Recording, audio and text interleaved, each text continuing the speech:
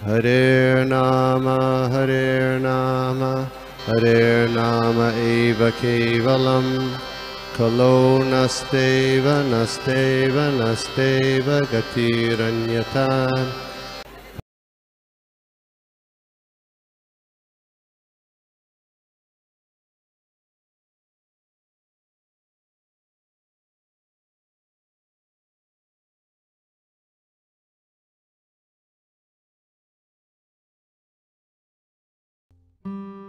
तो शुरू करते हैं भागवतम क्लास के लिए। सबसे पहले राधा कृष्ण कटाक्ष से श्लोक के साथ हम शुरुआत करेंगे।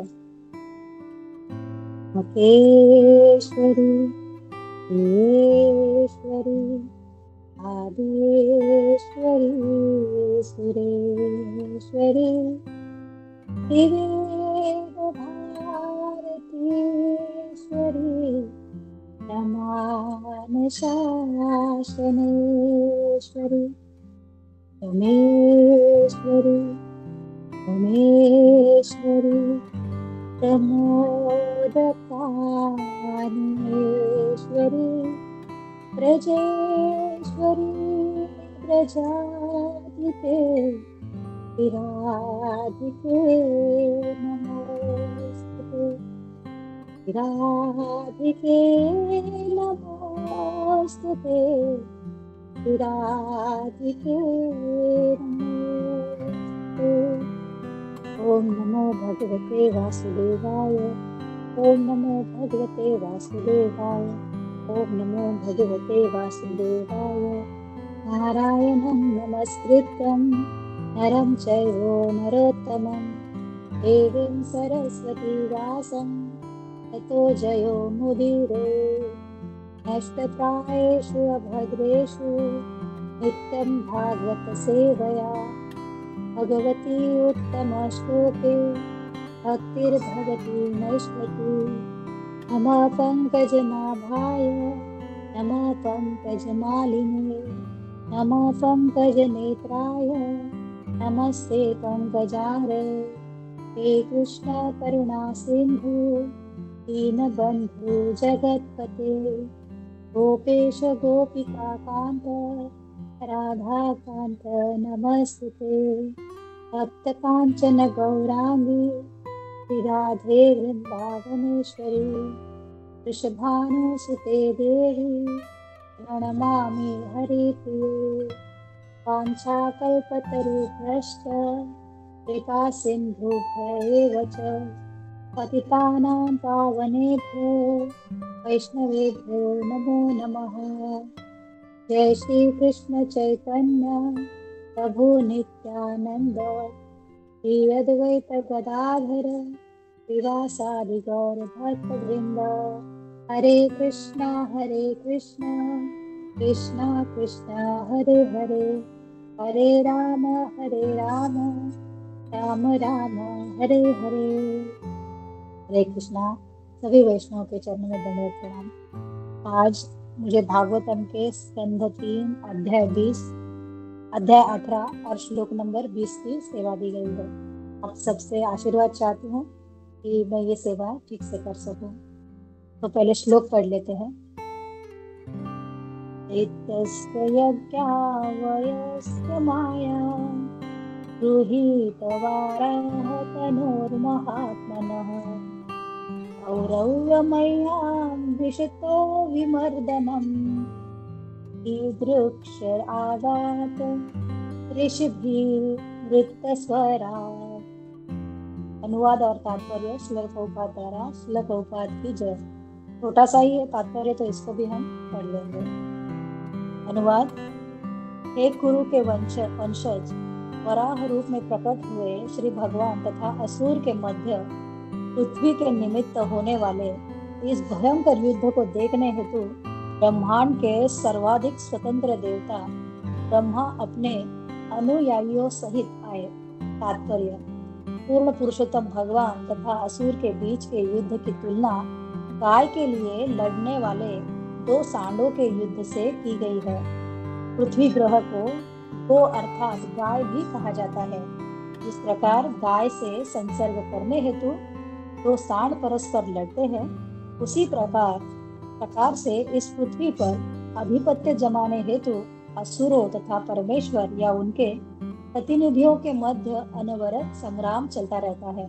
यहाँ पर श्री भगवान को यज्ञ अवयव के रूप में विशेष रूप से वर्णित किया गया है। किसी को यह नहीं सोचना चाहिए कि श्री भगवान का शरीर सामान्य शुकर का था।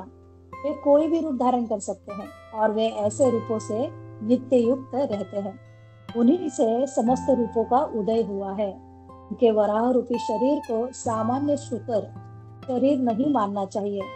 का शरीर वास्तव में यज्ञ से पूर्ण रहता है। यज्ञ अर्थात हवि भगवान श्री विष्णु को प्रदान किया जाता है।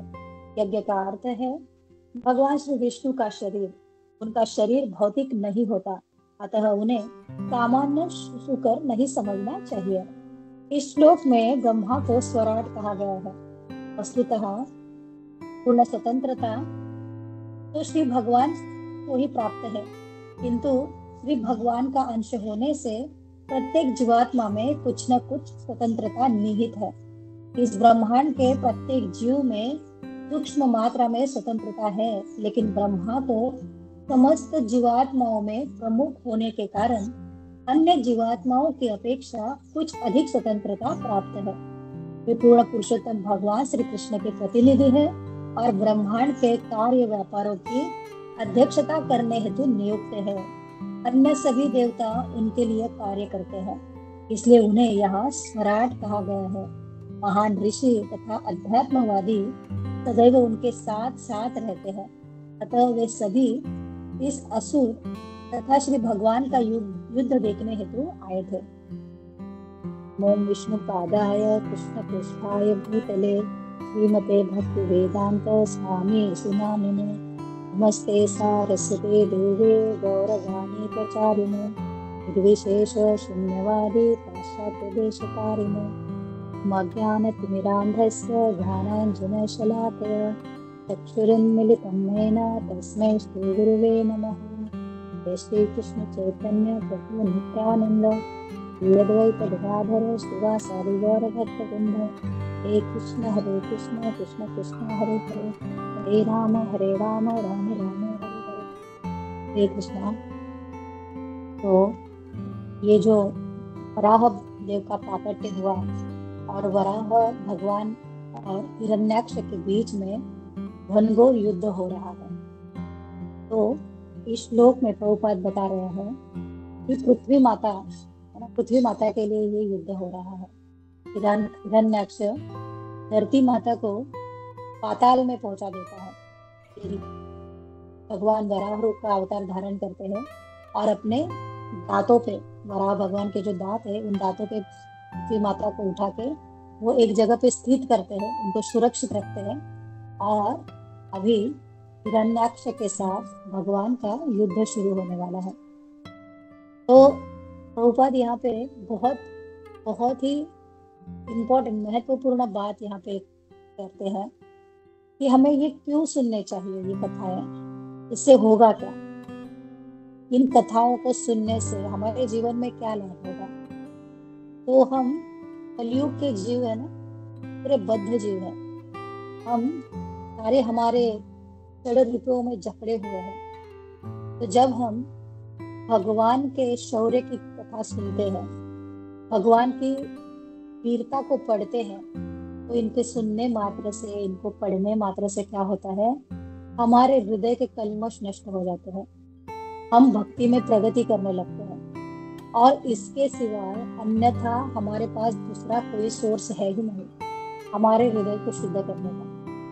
तो ये हमारे मन को, हमारे हृदय के जो कल्मश है, इसमें जो धूल बैठी हुई है, इसको साफ करने का एकमेव तरीका यही है कि इन भगवान की लीलाओं को हमें श्रद्धा पूर्वक सुनना चाहिए। तो यहाँ पे इसलिए प्रभुपाद बताते हैं कि ये सुकर रूप जो भगवान का है, तो इसको सामान्य नहीं मानना चाहिए। तो भगवान की जो भी श्रीमद् भागवतम को पढ़ना ही इस तरह से है कि ये साक्षात भगवान की वाणी है। और साक्षात भगवान जब हम इस श्रद्धा से पढ़ेंगे तो हमारा एक भगवान से कनेक्शन जुड़ जाता है। जैसे परीक्षित महाराज उनके अंतिम दिनों में उन्होंने भागवतम का ही श्रवण किया। भागवतम का श्रवण करने मात्र से उनको भगवत धाम की प्राप्ति होती है। तो ये भागवतम इतना इतना पवित्र है कि ये हमारे सारे पाप कर्मों को नष्ट कर देगा। ये हमारे मन के अंदर के जितने भी हमारी पाप कर्म करने की वृत्तियां है, उन वृत्तियों को भी समूल नष्ट कर देगा। हम धुंधुकारी के बारे में भी सुनते हैं। धुंधुकारी को उसका जो भाई था गोकर्ण, वो भागवत कथा सुनाता है, और धुंधुकारी तो भूत प्रेत आत्मा बन चुका था। तो एक बांस की लकड़ी में प्रवेश कर जाता है जिसमें 7 गांठें होती है, और गोकर्ण 7 दिन का भागवतम का पठन करते हैं। और वो जैसे एक एक दिन भागवतम का समाप्त होता है, वैसे वैसे वो एक गांठ टूट जाती है, नष्ट हो जाती है। और जब 7वें दिन पूरा भागवत पुराण पढ़ के हो जाता है, तो ये जो धुंधुकारी है, ये धुंधुकारी भगवत धाम को प्राप्त कर लेता है। तो धुंधुकारी के बारे में तो हमने सबने सुना है। धुंधुकारी ने सारे कुकर्म करे हुए थे, ऐसा कोई नहीं था जिसने उसने वो काम नहीं किया हो। सारे कुकर्म का भंडार था।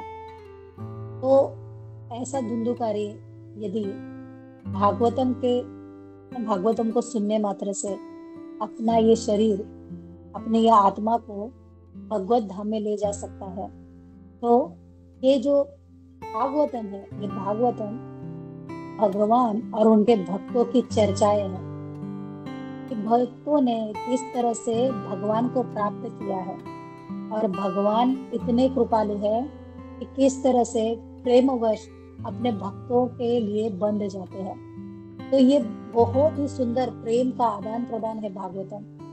जब हम ये भागवतम पढ़ेंगे तो ये भगवान के प्रति जो हमारा प्रेम आएगा, उस प्रेम के कारण ही हमारे जीवन से वो सारे कल्मश नष्ट होंगे। तो इसलिए बहुत ही श्रद्धा पूर्वक इन सब कथाओं को सुनना भी है और इन कथाओं पे विश्वास भी करना है। अभी जाके क्या होगा, भगवान के साथ हमारा एक प्रेम संबंध बनेगा और हमारे जीवन के सारे कल्मश नष्ट होंगे। तो यहाँ पे बताया जा रहा है कि इस तरह से ब्रह्मा जी समेत सारे देवता आते हैं। सारे देवता अपने अपने स्पेशल विमान लेके नहीं आ रहे हैं। तो उनके जो गुरु है ब्रह्मा जी, वो ब्रह्मा जी से अप्रोच करते हैं और ब्रह्मा जी उनको सबको लेके आ रहे हैं। तो प्रभुपाद ये एक मेन मुद्दा भी यही बताते हैं कि भागवतम को गुरु के माध्यम से ही देखना पड़ेगा। हम अपने बुद्धि से, अपने चक्षु से इस भागवतम के उस दिव्य गूढ़ रहस्य को कभी नहीं समझ पाएंगे। तो जो इस गुरु रहस्य को जिन्होंने जिया है ना, जो हमारे इस्कॉन के सारे जो गुरु है, वो गोलोक धाम वाले हैं। वो लोग यहाँ पे है ही नहीं, वो गोलोक धाम में विचरण करते हैं। तो जब हम ऐसे गुरुओं से ये भागवतम को सुनते हैं, तो ये सुनने मात्र से क्या होता है, वो दिव्य दृष्टि, वो दिव्य शक्ति हमारे अंदर भी संचालित होती है। और इसलिए हमें कहा जाता है कि जहाँ पे भी हमें गुरु हमारे पहुंचते हैं, हम उनके दर्शन करने जाते हैं। तो हमें यदि धाम में भी जाना है, हम कभी यात्रा में भी जा रहे हैं, तो हमें गुरु के साथ जाना होगा। भागवतम बताता है, प्रभुपाद बताते हैं कि गुरु के बिना यदि आप कोई यात्रा भी करते हो, वो यात्रा एक पिकनिक है। आप उस धाम में प्रवेश ही नहीं कर सकते गुरु के बिना, कि हमारी उतनी योग्यता नहीं है। तो गुरु के वजह से हमें उस धाम में प्रवेश मिलता है, उस धाम के हम दर्शन कर पाते हैं, भगवान के दर्शन कर पाते हैं। नहीं तो वो बस क्या है, ब्रह्म एव ही केवलम है। हमें लगता है कि हमने देखा, हम घूम के आए, हमने दर्शन कर लिया, लेकिन गुरु के सिवाय कुछ भी नहीं हो सकता। तो बहुत ही सुंदर यहाँ पे वेदों के बारे में है ना, ये वेद है, ये जो 18 पुराण है, ये भागवतम है, ये सारा क्या है, ये वेदों का शास्त्र है। ये वेद हम पढ़ रहे हैं। ये वेद क्यों पढ़ रहे हैं? क्योंकि हमने मनुष्य जीवन पाया है, तो मनुष्य जीवन में कैसे जीना है, हमारा आचरण कैसा होना चाहिए, ये आचरण हम वेदों के द्वारा सीखते हैं। तो ये वेद सिखाते हैं कि हमारा आचरण कैसा हो। तो वेदों में न्याय सूत्र बताए गए हैं, अलग अलग न्याय सूत्र हैं। तो ये न्याय सूत्र क्या है? तो हमें इनसे सबक सीखना है कि जीवन में क्या करना चाहिए, क्या नहीं करना चाहिए। तो ये न्याय सूत्र में आपने सबने ये सुने भी होंगे, हमने बचपन से इसकी कहानियां भी सुनी है। जब हम वो ईसाप नीति सुनते थे बचपन में, हमने सबने सुना है। तो ईसाप नीति में ये सारी स्टोरीज रहती है। जैसे छोटा सा ही उसका सेंटेंस होता है, लेकिन अर्थ बड़ा गंभीर होता है। जैसे हम सुनते हैं कि ग्रेप्स आर सॉर, कि अंगूर खट्टे हैं। तो अंगूर खट्टे हैं ये कहने मात्र से आपको उसके पीछे की सारी कहानी समझ में आती है कि हमें यदि कोई चीज नहीं मिल पा रही है, तो हमारे बस में नहीं है, हम क्या कहेंगे कि उस चीज में ही फॉल्ट है ना? तो हम क्या कहेंगे? अंगूर खट्टे हैं।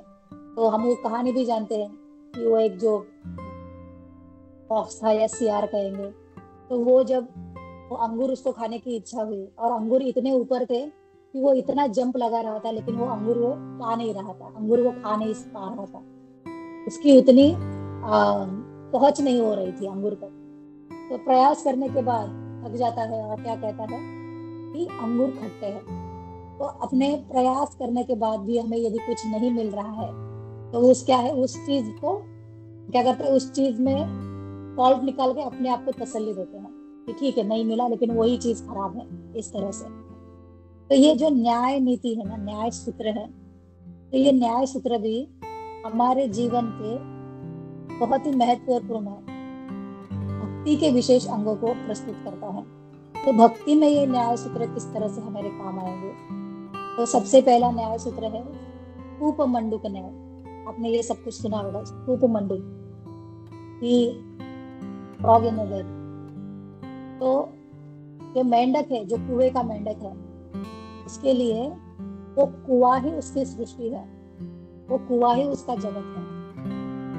तो ये जो कूप मंडूक न्याय है, ये नैरो माइंडेड लोगों का द्योतक है, ये नैरो माइंडेड लोगों का प्रतीक है कि ये अपने ही विश्व को सब कुछ मान लेते हैं। और फिर क्या होता है, ये जो मेंढक है, जो कुएं वाला, ये सालों साल उसी कुएं में है, तो उस कुएं का चप्पा चप्पा जानता है, एक एक कोना कोना जानता है। और वो कुएं के बाजू में ही एक बड़ा समंदर था।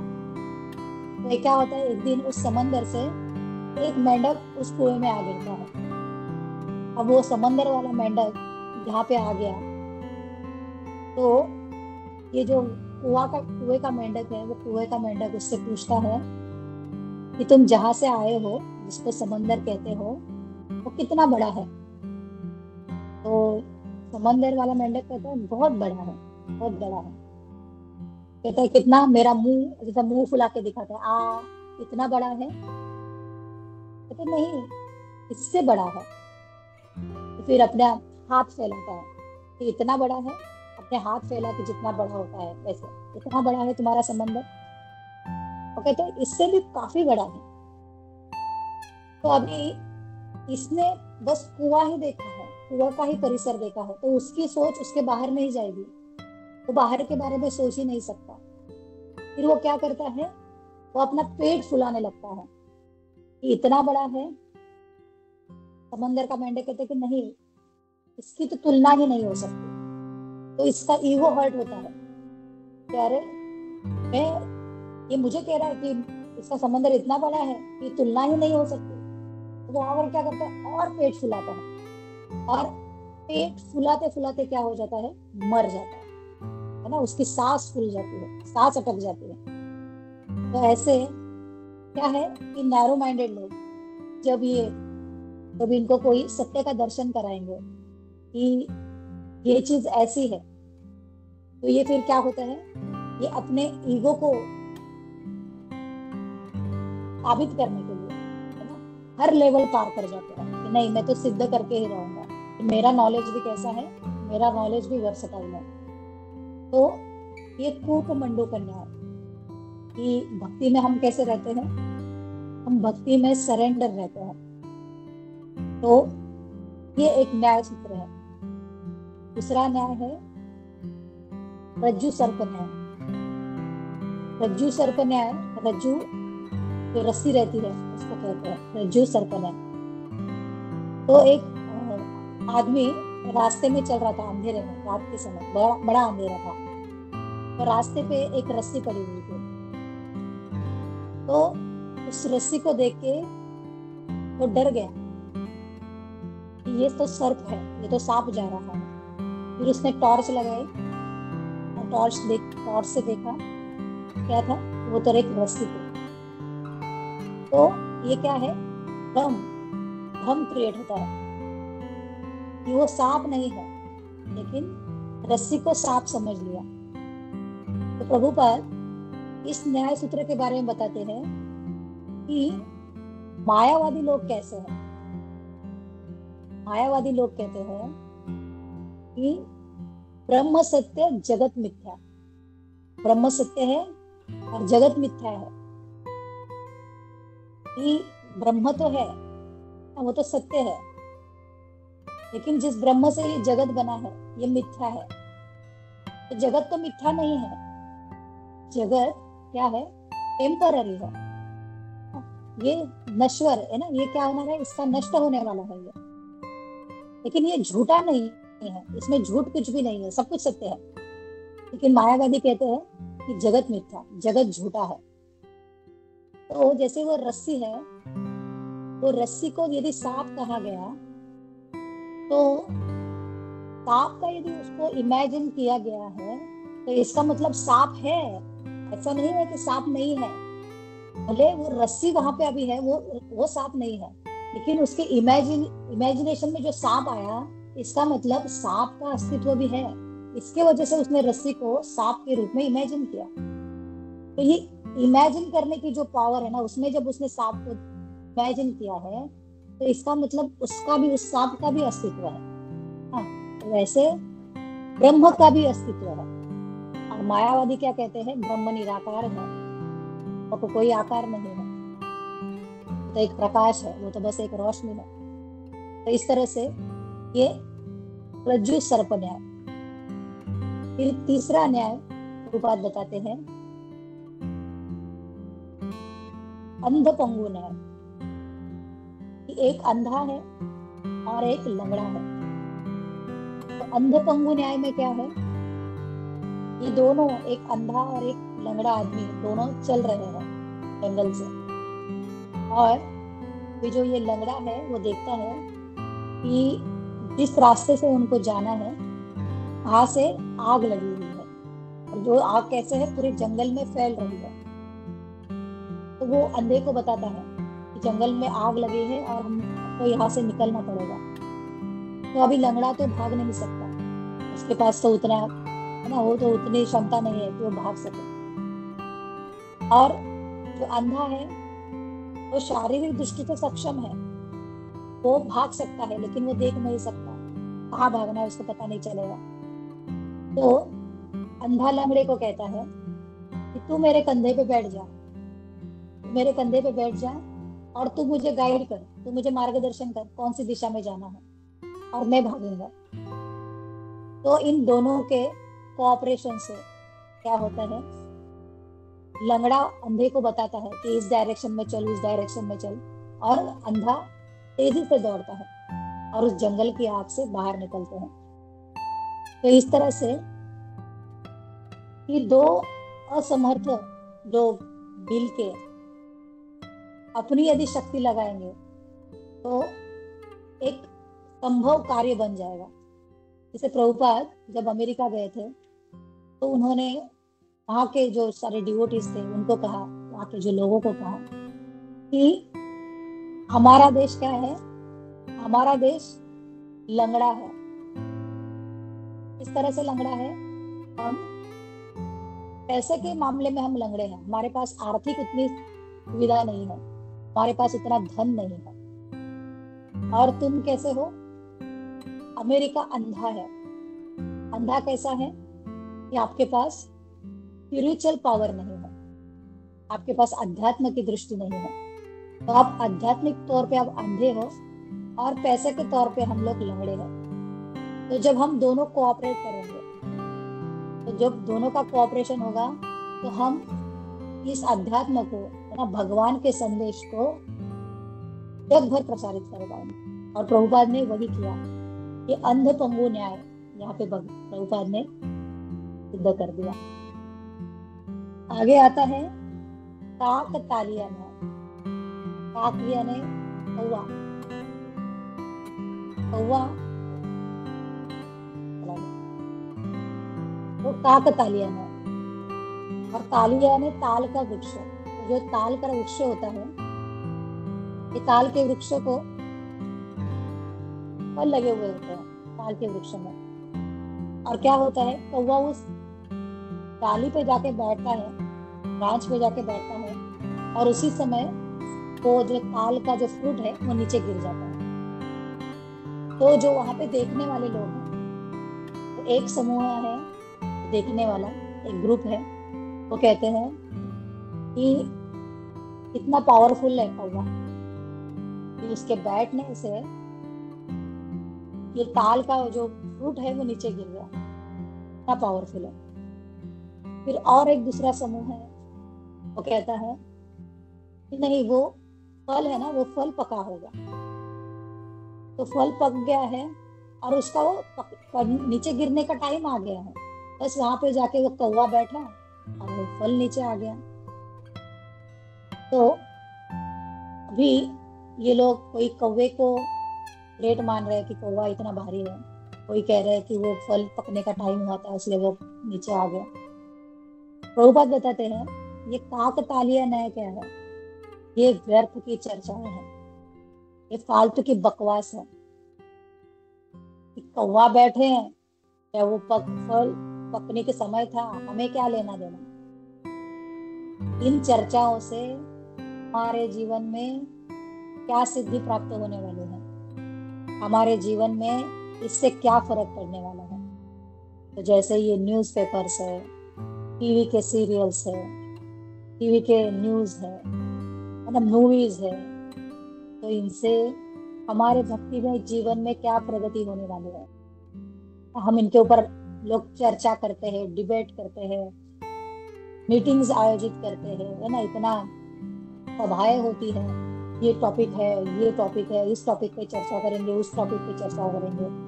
प्रभुपाद कहते हैं ऐसे निरर्थक चर्चाओं से होगा क्या, जिसमें भगवान कृष्ण नहीं है, भगवान के भक्त नहीं है, तो ऐसी सारी चर्चाएं व्यर्थ है। सिर्फ क्या है, भाफ, मुंह की भाफ निकालेंगे, एनर्जी को आप वेस्ट करेंगे। तो ये है काकतालीय न्याय। फिर आता है मूषक सर्प न्याय। ये आपने सबने, आपको पता होगा, ये मूषक सर्प न्याय। तो एक जो शिकारी था, उस शिकारी के जाले में एक सांप था, और उसमें ही उसने एक चूहे को भी, बड़े से चूहे को भी पकड़ रखा था। तो अभी चूहा तो सांप का भक्ष्य है, सांप तो चूहे को खा लेता है, लेकिन अभी दोनों भी जाले में अटके पड़े हैं। तो अभी सांप क्या करता है, सांप समझदारी दिखाता है और चूहे को कहता है कि देखो भाई, दोनों ही यहाँ पे अटके पड़े हैं,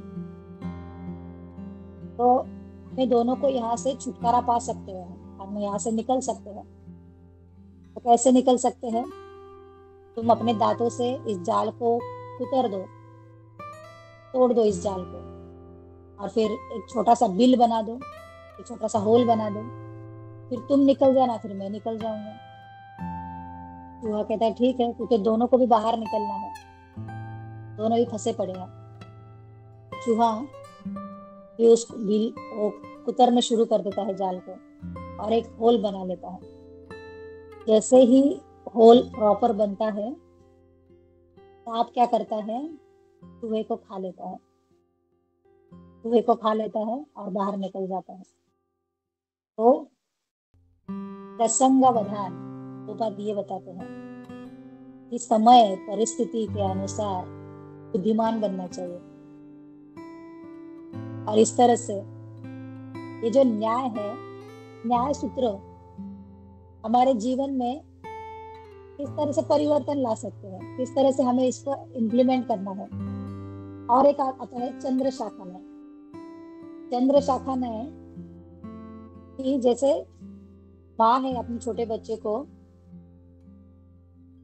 चंद्र के बारे में, है ना, चंदा मामा ऐसे करके बताती रहती है कि वो चंद्र तो काफी दूर है, इतना दूर है कि पहुंच से बाहर है।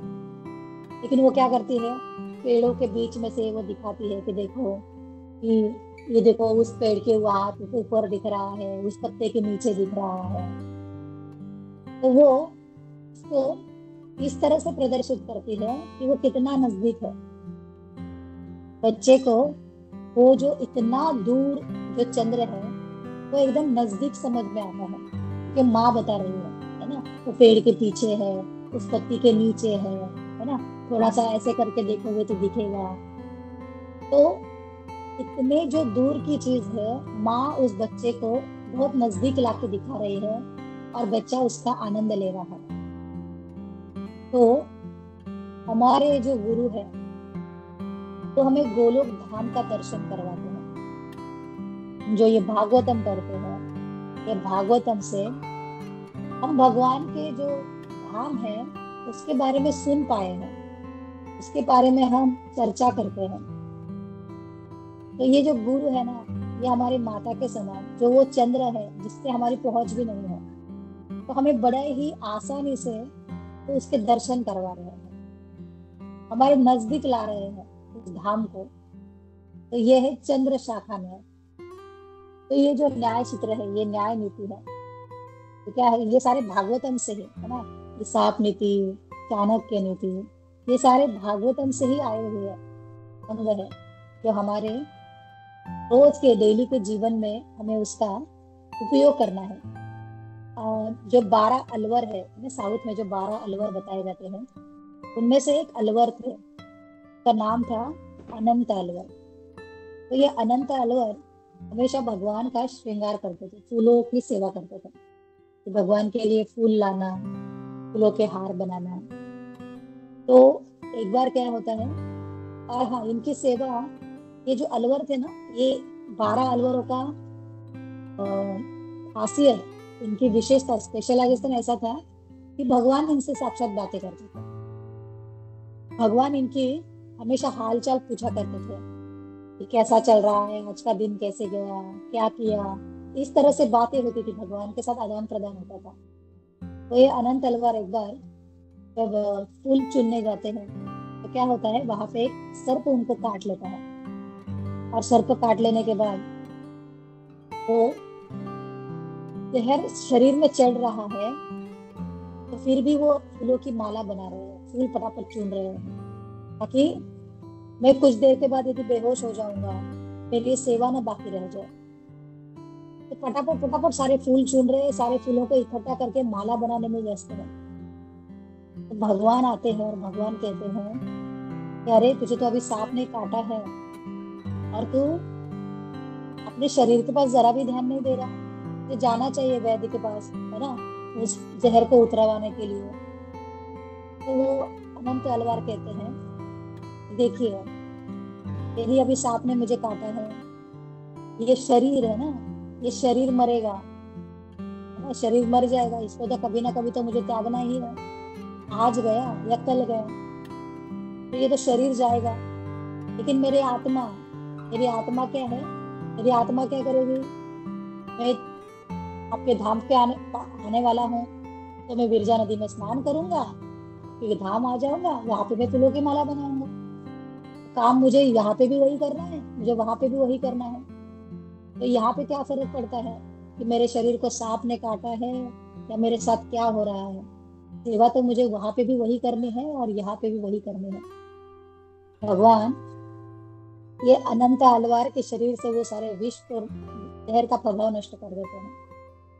तो ये भागवतम हमारे अंदर के जितने भी ऐसे विषाक्त गुण है, उन गुणों के प्रभाव को नष्ट कर देगा, हमारे सोच को, हमारे जीवन को बड़ा ही पवित्र बना देगा। और अभी ये अनंत तलवार, ये कैसे है?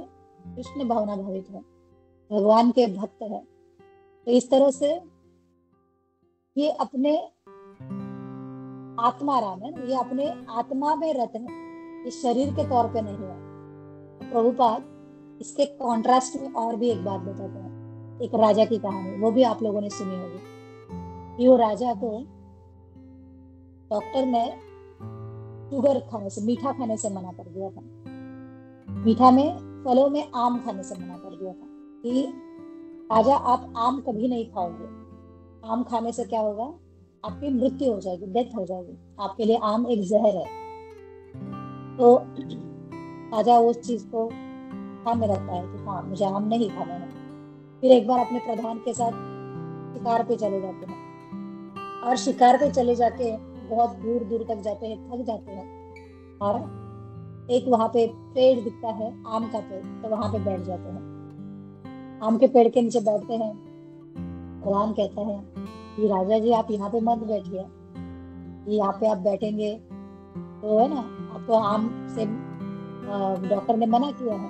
तो राजा कहता है अरे ये तो पेड़ है, पेड़ की छाया में बैठा है, उससे क्या फर्क पड़ता है। फिर जैसा भी राजा बैठा है उसी समय ऊपर से आम टपकता है, आम गिरता है। तो राजा उस आम को उठाता है, सूंघने लगता है। प्रधान फिर से सचेत करता है कि आपको आम मना किया है। राजा कहता है सूंघने के लिए किसने मना किया, मैं सूंघ तो सकता हूँ।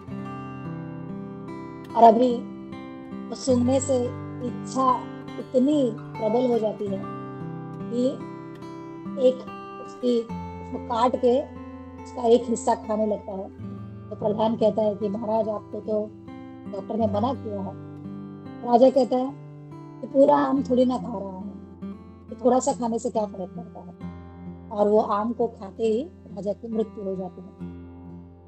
तो वैसे ही है कि जब हम अपनी इंद्रिय तृप्ति के लिए कुछ कार्य करेंगे तो क्या होगा, हमारा इस भौतिक संसार में हम मृत्यु लोक में बारंबार आते रहेंगे, हम बार बार मरते रहेंगे, बार बार जन्म लेते रहेंगे। लेकिन जब हमारे इंद्रियों को, हमारे शरीर को, हमारे मन को जब हम भगवान में लगाएंगे, क्या होगा, भगवान ही प्रयास करेंगे कि हम इस भव सागर में बार बार ना आए। भगवान हमें अपना प्रिय मान के हमें अपने साथ ले जाएंगे। तो एक छोटी सी कहानी आपके साथ शेयर करेंगे, समय देखती हूँ, समय का और है। तो वृंदावन में एक घटना होती है। भगवान अपने गोप सखाओं के साथ खेल रहे होते हैं, और तभी उसमें से एक गोप सखा भगवान को कहता है कि आज मैं नहीं खेलने आऊंगा, मेरे पास इतना पर्याप्त समय है नहीं। भगवान पूछते, उस पर कृष्ण पूछते हैं क्यों, क्या हुआ, आज क्यों नहीं तू खेलने आ रहा, ज्यादा देर तक नहीं खेल पा रहा। तो कहता है आज मेरा विवाह है, मैं विवाह करने वाला हूँ। तो सब लोग बहुत खुश हो जाते हैं, भगवान भी बड़े खुश होते हैं, अरे मेरा गोप सखा तो विवाह कर रहा है। तो उस दिन फिर खेल अधूरा रह जाता है, सब लोग अपने अपने घर चले जाते हैं। तो कृष्ण भी आते हैं घर पे और यशोदा मैया से कहते हैं कि मैया मेरा भी विवाह करा दो। अभी भगवान विवाह करना चाह रहे हैं। तो ब्रजवासी ना इसको बड़े ही एक पद में गाते हैं, एक राग में गाते हैं। कभी आप वृंदावन गए होंगे तो आपने ब्रजवासियों से सुना होगा वो कैसे गाते हैं इस बात को। तो उसी भाषा में ये आपके साथ शेयर करेंगे। भगवान कहते हैं, ब्रज की छोरी से, राधिका गोरी से, ब्याह करा दो मोर। ब्रज की गोरी से, राधिका छोरी से, ब्याह करा दो मोर। तो मैया कहती है, उम्र तेरी छोटी है, नजर तेरी खोटी है, कैसे कराऊं तेरा ब्याह। तो मैया कह रही है तेरी उम्र भी छोटी है और तेरी नजर भी खोटी है ना। उस राधा रानी पे तू डोरे डाल रहा है, तेरी नजर में भी खोट है। तो भगवान कहते हैं कि यदि तुम मेरा ब्याह नहीं कराओगी तो क्या करूंगा। भगवान कहते हैं आ, कैसा वो पद है, आ, यदि यदि तुम ब्याह ना कराओ तेरी गैया ना मैं चराऊं, आएगा फिर मजा जीत हार का। मैया से कहते हैं यदि तुम ब्याह ना कराओगे मेरा तो तुम्हारी गैया नहीं चराने जाऊंगा। तुम्हारे इतनी 9 लाख गैया को मैं चराने लेके जाता हूँ, है ना। मुझे बस ऐसे गुलाम नौकर बना के रखा है, आज से तुम्हारी गैया ही नहीं चराऊंगा। फिर देखते हैं कौन मानता है, तुम मेरी बात मानती हो कि मैं तुम्हारी बात मानता हूँ। तो ब्रज में बहुत अच्छे से ये गाया जाता है। तो अभी भगवान के मन में भी आई ये बात कि मेरी भी तो शादी होनी चाहिए, मेरा भी विवाह होना चाहिए। फिर कुछ दिनों के लिए खेल वगैरह तो होता नहीं है क्योंकि ये तो विवाह करने गया ये गोप सखा। फिर बात चलती है कि अरे वो गोप सखा की बहू आ गई है। गोप सखा अपनी नवी नवेली विवाहिता के साथ आया है। तो भगवान भी दौड़ते हैं देखने के लिए, अरे उसकी उसकी विवाहिता आ गई है, उसकी पत्नी आ गई है, तो उसको तो देखने जाना होगा। और अभी ये जो दुल्हन है, ये जो विवाहिता है, ये दूसरे गांव से आई है। तो उसके मायके वालों ने, उसके माँ ने उसको बताया है कि तुम जा ब्रज में जा रही हो ना, वहां पे कृष्ण है ना, कृष्ण नाम का एक ग्वाला है। वो कृष्ण को कभी अपना मुख नहीं दिखाना। हाँ, वो क्या करता है, वो छलिया है, वो सबको मोह लेता है। वो तुम्हारे घर बार से तुम्हारा मोह छुड़ा लेगा, तुम्हारे पति से तुम्हारा आकर्षण छुड़ा लेगा। तो उससे कभी नजरें नहीं मिलाना, अपना मुख ही उसको कभी नहीं दिखाना।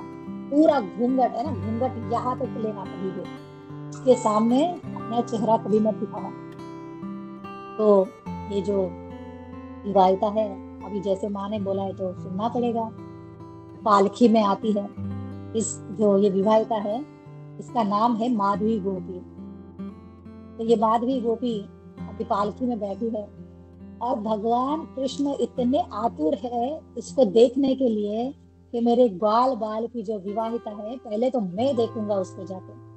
और जैसे वो पालकी, अभी पालकी तो नीचे उतारी भी नहीं गई है, तो वैसे ही जाके वो पालकी का घूंघट निकालते हैं, उसका पर्दा हटाते हैं और कहते हैं मुझे अपना चेहरा दिखाओ, मैं कृष्ण हूँ, है ना, तुम्हारे पति का मैं मित्र हूँ, परम सखा हूँ। वो कहती है कि नहीं, मैं आपको अपना मुख नहीं दिखा सकती। तो कृष्ण कहते हैं अरे मैं नंद महाराज का पुत्र हूँ, मैं यहाँ नंद महाराज के, है ना, मैं जो नंद महाराज है यहाँ के, मैं उनका पुत्र हूँ। अभी तो तुम मुझे दिखा सकती हो, मैं कोई ऐसा हरा गरा नॉर्मल गोप सखा तो हूँ नहीं। फिर भी वो मना करती है कि नहीं, मैं किसी को मेरा मुख नहीं दिखा सकती। तो कि भगवान रिक्वेस्ट करते हैं, बहुत याचना करते हैं माधवी गोपी से कि मुझे अपना मुख दिखाओ। माधवी गोपी कहती है मेरी माँ ने मुझे कहा है कि मैं सभी को अपना मुख दिखाऊंगी, लेकिन मैं तुमको अपना मुख नहीं दिखाऊंगी और मैं कभी नहीं दिखाऊं तुम्हें, नहीं तो सब सर्वनाश हो जाएगा, सब सत्यानाश हो जाएगा।